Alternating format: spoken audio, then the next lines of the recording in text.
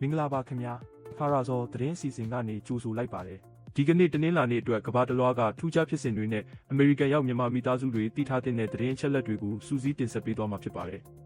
ဒီနေ့အတွက်အဓိကခေါင်းစဉ်တွေကတော့အမေရိကန်ရဲ့ရာသီဥတုစောင့်ကြည့်ရေးဂျိုဒူတစ်လွတ်တင်လိုက်တဲ့သတင်းအိန္ဒိယနိုင်ငံကအမခန်နည်းပညာနဲ့တိစောက်ထားတဲ့နေအောင်ကြီးစွမ်းအင်သုံးလမ်းမကြီးအကြောင်းတွေကိုတင်ဆက်ပေးသွားမှာပါပထမဆုံးအနေနဲ့အမေရိကန်ပြည်တွင်းရေးရာသတင်းတွေကိုကြည့်ရအောင်ပါ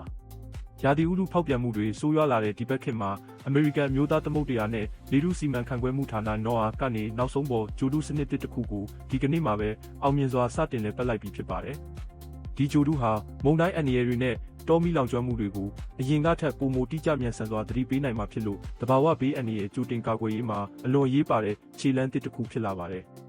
ဒါအပြင်တဘာဝပတ်ဝန်းကျင်ထိန်းသိမ်းရေးအနေနဲ့အမေရိကန်ပြည်ထောင်စုအတွင်းကထင်ကရအမျိုးသားပန်းခြံကြီး၅ခုမှာဒီကနေ့ကစပြီးလျှက်စစ်စွမ်းအင်သုံးဘတ်စကားတွေကိုအပြည့်အဝစတင်ပြေးဆွဲနေပြီဖြစ်ပါတယ်။ကျန်းမာရေးကဏ္ဍသတင်းတပုတ်အနေနဲ့ကတော့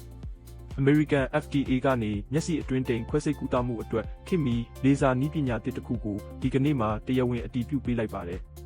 ဒီနည်းပညာတစ်ဟာခွဲစိတ်ချိန်ကိုထက်ဝက်ခန့်လျှော့ချပေးနိုင်တယ်လို့လူနာတွေရဲ့အမြင်အာရုံပြန်လည်ကောင်းမွန်နှုန်းကိုလည်းပုံမှန်မြန်ဆန်စေမှာဖြစ်တဲ့အတွက်တက်ကြီးရွယ်အိုတွေအတွက်တော့ဝမ်းသာစရာသတင်းကောင်းတစ်ခုပဲဖြစ်ပါတယ်။နိုင်ငံတကာသတင်းတွေဘက်ကိုကူးပြောင်းကြည့်ရအောင်ပါ။ကမ္ဘာကြီးပူနွေးလာမှုကိုတိုက်ဖျက်ဖို့အတွက်အိုက်စလန်နိုင်ငံမှာကမ္ဘာအကြီးဆုံးကာဗွန်ဖမ်းယူရေးစက်ရုံကြီးကိုဒီကနေ့ဖွင့်လှစ်လိုက်ပါတယ်။ဒီစက်ရုံဟာလေထုထဲကကာဗွန်ဒိုင်အောက်ဆိုက်တွေကိုဓာတ်ရိုက်စုပ်ယူပြီးကြောက်သားအဖြစ်ပြောင်းလဲပစ်မဲ့နည်းပညာကိုအသုံးပြုထားတာဖြစ်ပါတယ်။အာရှဒေသဘက်မှာတော့အိန္ဒိယနိုင်ငံကကမ္ဘာပထမဆုံးနေအောင်ကြီးသုံးအဝေးပြေးလမ်းမကိုစတင်မိတ်ဆက်လိုက်ပါတယ်ထူးခြားတာကတော့ဒီလမ်းမကြီးဟာလမ်းမီးတိုင်တွေအတွက်လျှက်စစ်ထုတ်ပေးနိုင်ရုံသာမကလမ်းပေါ်မှာမောင်းနေနေတဲ့လျှက်စစ်ကားတွေကိုပါကျိုးမဲ့စနစ်နဲ့အသွင်းပေးနိုင်မှာဖြစ်တယ်လို့သိရပါတယ်။နည်းပညာသတင်းအနေနဲ့ကတော့ AI နည်းပညာကိုအသုံးပြုထားတဲ့စမတ်နာရီတွေဟာလူတစ်ယောက်ရဲ့ကျန်းမာရေးအချက်အလက်တွေကိုအသေးစိတ်ခွဲခြမ်းစိတ်ဖြာပြီးယောဂလက္ခဏာမပြခင်ရက်ပိုင်းလိုကတည်းကကြိုတင်သတိပေးနိုင်မဲ့စနစ်တစ်ခုစတင်မိတ်ဆက်လိုက်ပြီးဖြစ်ပါတယ်။ဟုတ်ကဲ့ပါဒါကတော့ဒီနေ့အတွက်ထူးခြားတဲ့သတင်းတွေကိုစူးစီးတင်ဆက်ပေးခဲ့တာပါကြည့်ရှုပေးခဲ့ကြတဲ့မိတ်ဆွေများအားလုံးကိုစိတ်နှစ်ဖြာရှင်လန်းချမ်းမြေ့ကြပါစေခင်ဗျာကျွန်တော်ဒါဖရာစောပါ